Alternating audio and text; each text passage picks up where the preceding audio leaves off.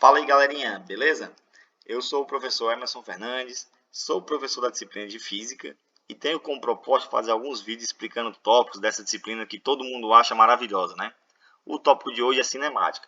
Pessoal, a cinemática ela é uma parte da mecânica que, consequentemente, é uma parte da disciplina de Física e tem como proposta estudar o movimento dos corpos sem considerar suas causas, ou seja, a gente vai estudar o movimento dos corpos sem considerar o agente que colocou ele em movimento, tranquilo? Então, veja bem, para iniciar, vamos falar sobre grandeza física. Grandeza física, pessoal, é tudo aquilo que pode ser medido, como, por exemplo, o comprimento, o tempo, a massa, velocidade, aceleração, a força, temperatura, energia, pressão, densidade, corrente elétrica. Aqui tem alguns exemplos de grandezas físicas, certo? A grandeza física ela pode ser classificada quanto a dois tipos, né? Ela pode ser escalar ou pode ser também vetorial. Primeiro vamos falar aqui sobre a grandeza escalar. A grandeza escalar, pessoal, ela tem uma única característica, que é apresentar uma intensidade, ou seja, ela possui um número e uma unidade de medida. Vou fazer um exemplo, na verdade, com a grandeza escalar. Vamos imaginar a seguinte situação. Dona Maria vai até um açougue ou um frigorífico, né? E vai comprar carne ao seu João. Então ela chega no frigorífico e diz: seu João, eu quero 1 quilo de carne. Beleza, pessoal. Eu falei 1 quilo porque no dia a dia a gente usa o quilo, né? Mas na verdade é quilograma. Então ficou simples, bem simples o pedido de Dona Maria. Seu João entendeu e vai fornecer o quilo de carne para ela.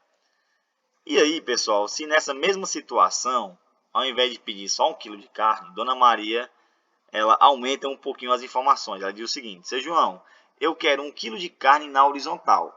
Note o seguinte: na horizontal, ela deu uma direção para o quilo de carne.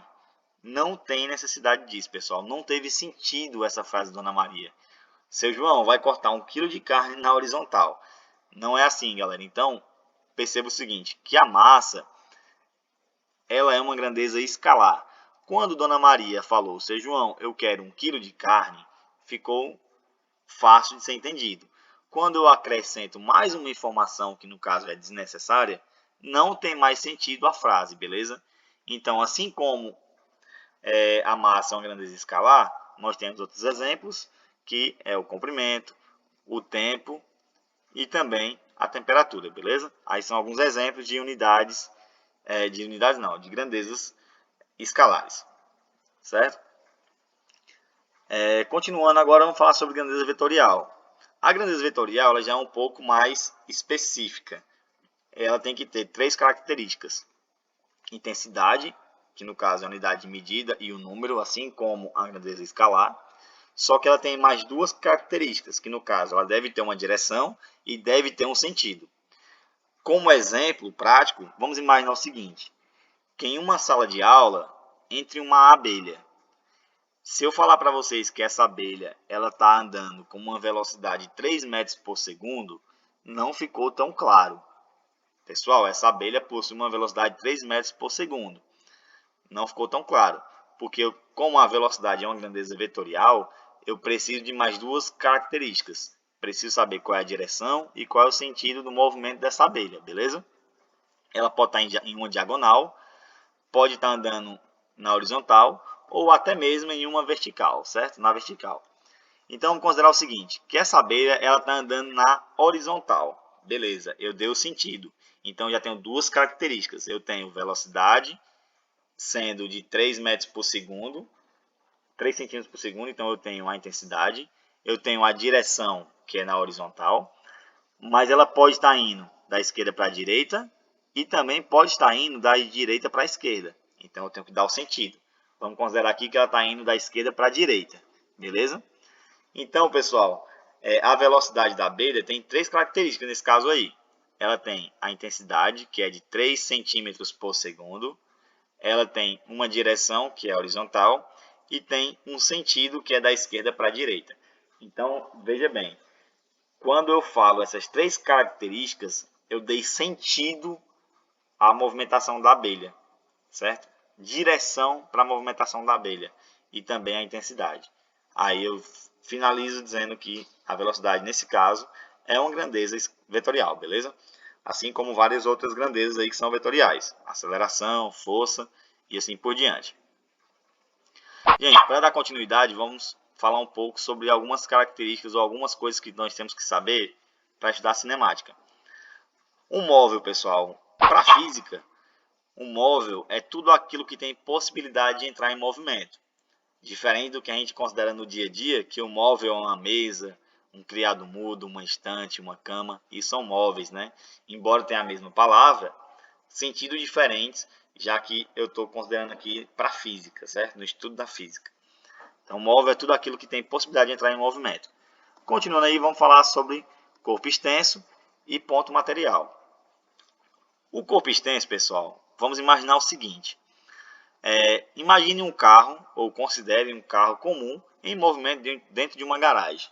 Gente, dentro de uma garagem, o carro ele deve ocupar, né? Ele ocupa quase todo o espaço da garagem. Então, todo esse corpo, no caso aí, ele ocupa quase todo o espaço que é proposto para ele estar inserido, né? Então tá aí outro carro dentro da garagem. Geralmente as garagens não cabem mais de 2 carros, né? Dificilmente uma garagem vai caber muitos carros. Então a gente vai considerar aí que o corpo extenso, eu tenho que considerar as dimensões dele, né? Então as dimensões não podem ser desprezadas, certo? Já no ponto material, pessoal, vamos considerar um carro viajando aí de uma cidade a outra e está andando em uma rodovia longa, né? Tá aí o carro. Aqui seria o trajeto que esse carro vai percorrer. Se eu considerar o comprimento, o tamanho, as dimensões do carro em relação à da estrada, esse pontinho amarelo aí que acabou de chegar, essas dimensões elas podem ser desprezadas, porque o carro é muito menor do que a estrada, né? Então, o ponto material, podemos desprezar suas medidas, suas dimensões, certo? Tá ali o pontinho amarelo do automóvel viajando em uma estrada longa, né? Tranquilo? Então, dando continuidade, pessoal, vamos falar sobre referencial. O referencial, pessoal, para falar sobre ele, vamos analisar uma situação. O seguinte. Imagine um garoto, uma árvore, um poste e uma casa.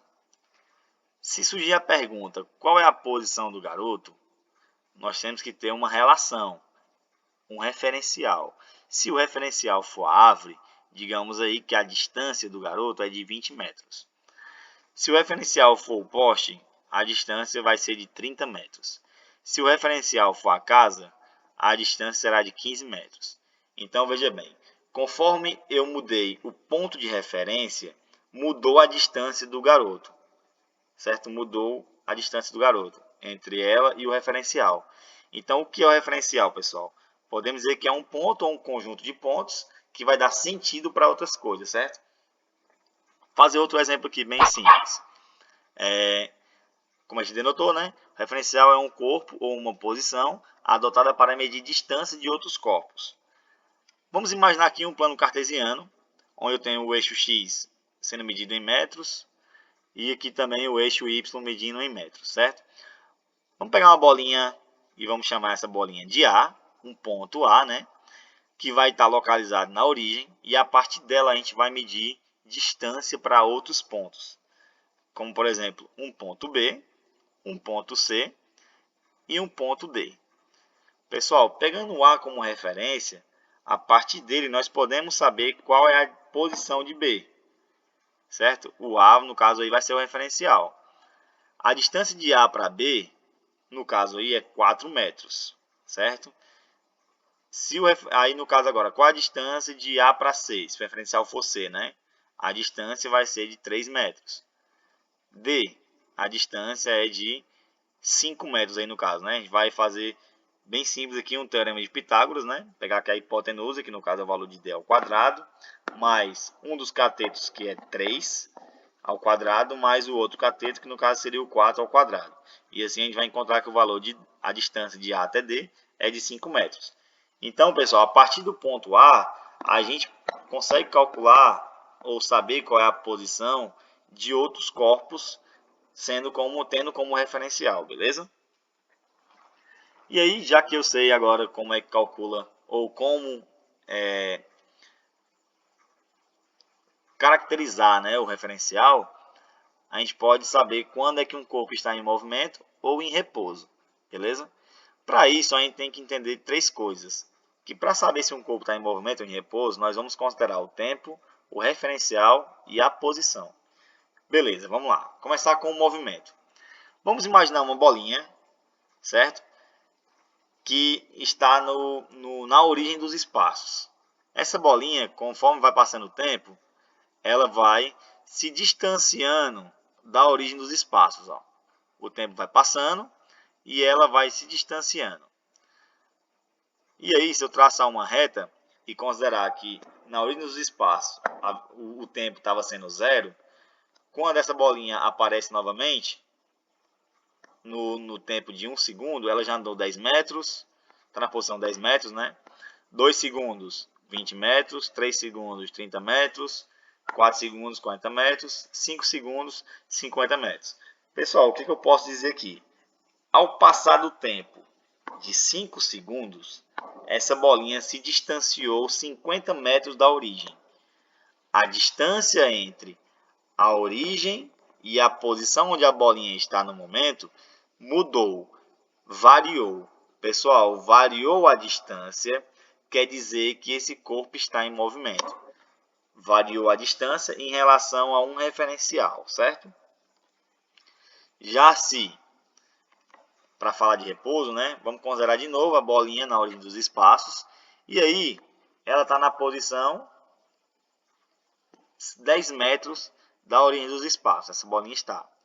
O tempo vai passando, pessoal, e ela continuou a 10 metros da origem dos espaços. O tempo passou e não existiu variação de distância, de posição entre a origem e a posição onde a bolinha estava. No tempo 0, ela estava na posição 10 metros. No tempo 5 segundos, ela também está na posição 10 metros. Então, não variou, não existiu variação de espaço, certo? Então, essa bolinha ela está em repouso. Tranquilo? Continuar, vamos falar sobre espaço. Para isso, vamos traçar aqui uma reta, tracejar uma reta, que está graduada aí de 5 em 5 metros, certo? A origem dos espaços, pessoal, é o zero. À esquerda nós temos os valores negativos e à direita nós temos os valores positivos, certo? Então, veja bem, vamos considerar essa bolinha A.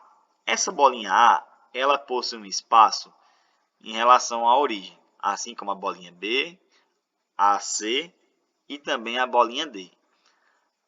O espaço que a gente vai simbolizar pela letra S, o espaço A é 5 metros. A distância entre A e a origem é 5 metros, certo?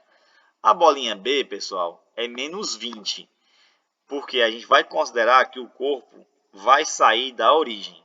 Então, ele andou para a esquerda, andou um valor negativo. Então, o espaço, a posição, né, de B é na posição ou no espaço menos 20. C, 60 metros e D, menos 25 metros. Beleza? Então, o espaço, galera, ele pode ser denominado dessa forma. É a distância entre a origem dos espaços e a posição do móvel medida sobre a trajetória. Tranquilo? E aí vamos calcular agora o deslocamento ou a variação do espaço, que a gente chama de ΔS. O delta simboliza a variação e o S já o espaço, né? Então imaginemos o seguinte, que a bolinha B, que estava lá na posição ou no espaço menos 20 metros, se deslocou e foi até o espaço menos 5. Então, ela variou sua posição, ela variou o seu espaço. Ou seja, ela sofreu um deslocamento. E esse deslocamento, pessoal, a gente vai ter que, para calcular esse deslocamento, a gente vai ter que considerar a posição inicial, que a gente vai chamar de SI, e a posição final, que a gente vai chamar de SF. Então, para calcular o ΔS de B, basta pegar a diferença entre a posição final e a posição inicial. Ou seja, ΔSB é igual à posição final SF menos a posição inicial SI da bolinha B, que nesse caso aí vai ser de 15 metros, certo? A bolinha C, que estava na posição 60 metros, se deslocou também. Ela veio para a posição 40, certo? 40 metros. Então, se eu considerar aqui também, para calcular o deslocamento, temos que considerar o SI, posição inicial, e a posição final, para calcular o ΔS da bolinha C. E aí, da mesma forma que a gente fez em B, a gente vai encontrar o valor de menos 20 metros, certo? Pessoal, importante, o deslocamento ele pode ser positivo e pode ser negativo. Quando o deslocamento é positivo e quando ele é negativo? Quando o móvel, o corpo, anda no sentido crescente da trajetória, é positivo. Quando ele anda no sentido decrescente da trajetória, o deslocamento ele é negativo, beleza? Então, o deslocamento escalar ou variação do espaço, né, pode ser calculado ou é a distância medida sobre a trajetória entre duas posições ocupadas pelo móvel. Assim, o ΔS é igual à posição ou espaço final menos o espaço inicial. Tranquilo? Pessoal, agora vamos falar sobre a distância percorrida. Vamos imaginar o seguinte, nessa mesma linha tracejada, a bolinha A, que estava na posição 5 metros, é uma posição inicial que eu vou chamar S1, ela se deslocou até uma posição S2 que foi 60 metros. Se eu quero calcular o deslocamento, basta pegar 60 menos 5, que no caso vai ser 55. Só que essa bolinha A não ficou satisfeita de estar na posição 60 metros. Ela saiu da posição 60 metros e foi até a posição 25 metros, uma posição 3. Se a gente quiser calcular a variação do espaço dessa bolinha, a gente vai considerar a posição inicial 5, é onde ela estava antes da movimentação, e a posição final é 25, que foi depois da movimentação. Então, ela andou 20 metros, beleza? Essa aí foi a variação dos espaços. Só que aí, pessoal, ela não andou só isso, né? Do 5 para o 60, ela andou 55 metros. Do 60 para o 25, ela andou mais 35 metros. Então, ela não andou só 25 metros. Aí foi a distância que a bolinha percorreu. Para calcular essa distância percorrida, nós temos que considerar o seguinte, que da posição 1 até a posição 2, ela realizou um deslocamento, que é o deslocamento de 1 para 2. Da posição S2 até a posição S3, ela realizou outro deslocamento, que é o deslocamento de 2 para 3. Se a gente colocar esses valores em módulo e somá-los, a gente vai calcular a distância percorrida. Como é que vai ser isso, galera? Dessa forma aí, ó. Da posição 1 até a posição S2, ela andou 55 metros, considerando que o final é 60 e o inicial é 5. Da posição 2 até a posição 3, ela andou 35 metros. O deslocamento, na verdade, foi de menos 35, né? Que ela saiu do 60 e chegou no 25. Posição final 25, no caso que é 25, menos a inicial, que era 60. Então, deu menos 35. Como esses valores estão em módulo, e quando a gente usa o módulo, simboliza apenas, ou utiliza apenas os valores positivos, o deslocamento dessa bolinha foi de 90 metros, galera. Saiu do 5, foi para o 60 e voltou para o 25. O deslocamento total dessa bolinha foi de 90 metros. Beleza? Intervalo de tempo, pessoal. O intervalo de tempo é o seguinte. Considerar a movimentação dessa bolinha saindo da posição 5 metros no tempo inicial T1, né, igual a 0. Digamos que essa bolinha demorou 3 segundos para chegar lá no 60. Então, chegou lá no T2 igual a 3. Então, a variação do tempo foi de 3 segundos. Para sair do 60 e chegar até o 25, o relógio estava marcando 3 segundos, quando ela estava no 60. Para chegar no 25, o relógio ficou marcando 8 segundos. Então, ela andou aí durante 5 segundos. E se ela continuar se deslocando, vai até a posição menos 35. E chega lá no tempo T3, no caso T4, né? Desculpa aí, foi um erro. Igual a 20 segundos. Então, ela andou um total de 12 segundos, beleza? Então, o intervalo de tempo, pessoal, é a duração de tempo medido entre dois instantes diferentes. Observe que o tempo não regride, né? Somente avança. Não existe variação de tempo negativo, pessoal. O tempo sempre vai ser, variação sempre vai ser positiva, certo? Então, para calcular o ΔT, basta pegar o tempo final menos o tempo inicial. Tranquilo? Pronto, já sabemos calcular o espaço que um corpo pode percorrer e sabemos calcular também o tempo que ele demora. Agora a gente vai calcular a velocidade de escala média, certo? Vamos considerar o seguinte: em uma rodovia qualquer, um veículo chega aí no marco quilométrico 100 quando é 3 horas, certo? E ele vai se deslocando, está em movimento, né? E chega na posição no marco quilométrico 260 às 5 horas. Então, veja bem, pessoal, ele andou uma distância de 160 quilômetros em um intervalo de tempo de 2 horas, né? Para calcular a velocidade média, a gente poderia calcular, calcular a soma, né? E dividir pela quantidade de vezes que ele variou a velocidade. A soma de todas as velocidades dividido pela quantidade de vezes que ele variou. Só que ficaria muito complicado, né? Melhor fazer o seguinte: considerar que ele andou 160 km em 2 horas. Então, pessoal, a cada hora ele andou quantos quilômetros? 80. Então, a velocidade média vai ser de 80 km por hora. Assim, basta pegar a quilometragem e dividir pelo intervalo de tempo, certo? Então, a velocidade média vai ser de 80 km por hora. Tranquilo. Então, vamos lá. Como é que nós podemos definir, né?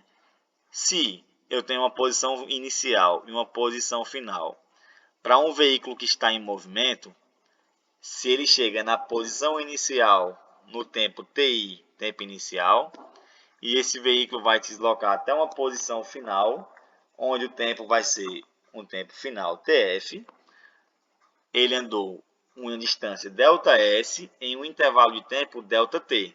Assim, a velocidade média, pessoal, é a distância que ele andou dividido pelo tempo que ele gastou. Então, velocidade média é igual a ΔS sobre ΔT. Considerando que ΔS é a posição final menos a posição inicial e o ΔT é o tempo final menos o tempo inicial, a gente pode simbolizar a fórmula assim.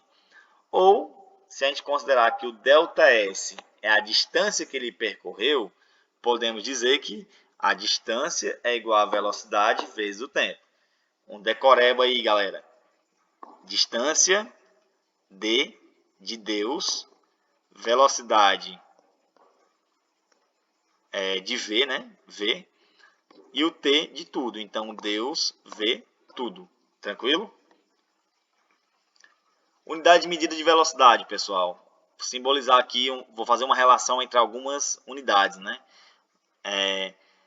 Se o ΔS está em metros e o tempo em segundo, a velocidade média é em metros por segundo. Assim como se tiver em quilômetros por hora o ΔS, o tempo em hora e a velocidade, no caso a velocidade vai ser em quilômetros por hora.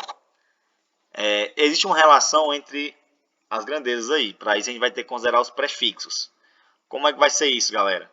Vamos usar uma regra de transformação aqui entre as unidades de velocidade. Vamos considerar 1 km por hora.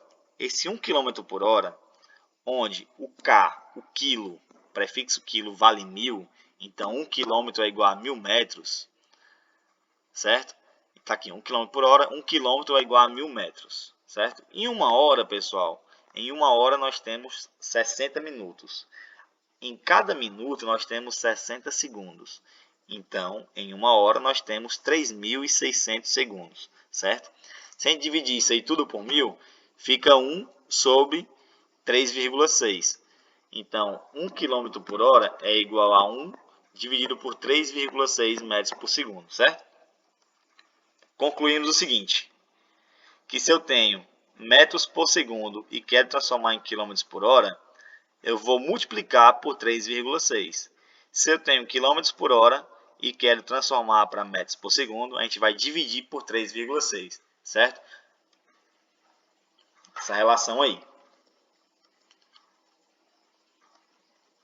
Dando continuidade, pessoal, vamos falar sobre movimento uniforme, né? O movimento uniforme é o seguinte, vamos imaginar que eu tenho aqui uma reta tracejada marcada de 10 em 10 metros e eu tenho um urso polar esquiando, né, na neve. E aí, galera, no tempo t igual a 0, ele está na posição 10 metros. No tempo t igual a 1, ele está na posição 20 metros. T igual a 2, 30. E assim por diante. O que é que eu pude perceber aí, pessoal? A cada 1 segundo que passou, ele andou 10 metros. Então, ele percorre espaços iguais em intervalos de tempos iguais. Com isso, a velocidade média dele, no instante de 0 a 1, é de 10 metros por segundo. No instante de 0 a 2, é de 10 metros por segundo. De 0 a 3, 10 metros por segundo. 0 a 4, 10 metros por segundo. Então, ele possui uma velocidade constante, certo? Se ele possui uma velocidade constante, o movimento é uniforme, certo? Tipo de movimento uniforme. Veja bem, pessoal. Se esse garoto está se deslocando no sentido crescente da trajetória, com a velocidade positiva, né? O ΔS é positivo, a velocidade vai ser positiva. Então, esse movimento ele é progressivo, certo? Movimento progressivo, velocidade maior do que 0, certo? Se esse menino estivesse deslocando no sentido decrescente da trajetória, esse movimento ele vai ser chamado de retrógrado, porque o ΔS, o deslocamento, vai ser negativo. Assim, a velocidade vai ser menor do que 0. Pessoal, desculpa aí que faltou uma letrinha lá no movimento uniforme, né? Faltou não, tá errado ali, ficou uniforme. Um errozinho de digitação, desculpa aí. Agora a função horária do movimento uniforme, gente, do MU. Vamos imaginar o seguinte, que na posição inicial SI, um veículo está marcando o tempo para um veículo, né? Um TI igual a 0. Eu vou chamar SI de S0, certo? E esse veículo se deslocou e chegou até uma posição final, S, em um tempo final, T. Sabemos que a velocidade média é o ΔS sobre ΔT, né? Então, se a gente fizer algumas modificações aí, ficou o seguinte, considerando TI igual a 0, no lugar do SF colocamos o S, SI é S0, T final é T, T inicial é 0. Então, beleza, fica assim, ó, simplificando mais ainda. Se a gente fizer um meio pelos extremos aqui, ó, considerando que o V está sendo dividido por 1, vamos ter uma multiplicação dessa forma. S menos S0 vezes 1 é S menos S0, V vezes T. Então ficou essa igualdade aí. Se a gente passar o S0, que está negativo, para o outro lado, ele vai passar positivo. Então, S é igual a S0 mais VT. Essa aqui é a famosa, decoreba de novo, né? Fórmula do sorvete. É a função horária do espaço no movimento uniforme. De novo, se a gente considerar lá o S menos o S0, que é o ΔS, chamar de D, a gente vai encontrar que Deus vê tudo, certo? Só que aí, se Deus vê tudo, o diabo vê também, né? Pessoal, gráficos do movimento uniforme. Como a gente viu, o movimento uniforme ele possui uma função da posição em relação ao tempo, do tipo f de x é igual a x mais b, certo? No caso aí, vamos considerar uma função, sendo que a posição S é igual à posição inicial 4, mais 2 vezes a velocidade, que é de 2 metros por segundo, vezes o tempo. Veja aqui que está em unidades do Sistema Internacional. Deslocamento em metros, tempo em segundos, certo? Construir um gráfico, pessoal, vamos ter que denotar valores. A gente vai colocar valores para T, que vai achar o valor de S, porque S está em função de T. Então, quando o T é igual a 0, jogando naquela nossa equaçãozinha ali, na funçãozinha, a gente vai encontrar que o S é igual a 4, certo? 2 vezes 0 é 0, 4 mais 0 é 4. Quando o tempo é igual a 1, o S é igual a 6. Tempo igual a 2, S igual a 8. T igual a 3, S igual a 10. T igual a 4 segundos, S igual a 12 metros. Se a gente colocar isso daí no plano cartesiano, galera, vai ficar da seguinte forma, ó. Considerando aqui que o 4 é a origem dos espaços, certo? No ponto quando t é igual a 1, o S é igual a 6, então o ponto vai ser 1 e 6, né? Assim como quando t for igual a 2, o S é igual a 8, e assim por diante, ó. Então aqui nós temos o gráfico, né? Um exemplo de gráfico do movimento uniforme. Para isso a gente considerou uma função da posição em função do tempo, e aí fica dessa forma o gráfico, certo? Se a gente pegar funções diferentes, o gráfico vai ficar diferente, só que quase naquele sentido. De forma geral, pessoal, o gráfico da posição versus o tempo, se a velocidade for positiva, como é naquele exemplo ali que a gente fez anteriormente, o gráfico fica dessa forma, certo? Onde a velocidade é indicada pela reta, certo? Então, se essa reta tem uma inclinação delta, a tangente de delta é numericamente igual à velocidade. Se o movimento é retrógrado, no caso a velocidade é menor do que zero, o gráfico fica mais ou menos dessa forma, certo? Onde, novamente, eu tenho um ΔS, em função, na verdade, um S em função de t, saindo do S0, só que agora a velocidade é negativa. E esse ângulo formado, a tangente do ângulo formado, novamente é igual ou numericamente igual à velocidade. Por que eu digo isso, pessoal? Porque a velocidade média ela é o ΔS sobre ΔT, certo? Essa aqui é a função ou a fórmula da velocidade média. Considerando que no movimento uniforme a velocidade é constante, eu posso considerar que a velocidade média nesse caso aí vai ser constante, certo? Então a tangente de θ, faltou o θzinho ali, desculpa, é o cosseno, na verdade é o cateto oposto dividido pelo cateto adjacente. O cateto oposto ao ângulo é exatamente o deslocamento ΔS. O cateto adjacente é exatamente o ΔT, é o quanto variou no t, certo? Então, pessoal, isso aqui seria uma forma geral de generalizar aí os gráficos no movimento uniforme, tranquilo? Então, pessoal, o nosso vídeo de hoje era isso. Essa foi a parte inicial. O próximo vídeo vai falar sobre movimento uniformemente variado. Espero que vocês assistam, curtam, ou seja, deixem um joinha aí no vídeo e se inscrevam no canal. E até o próximo. Obrigado.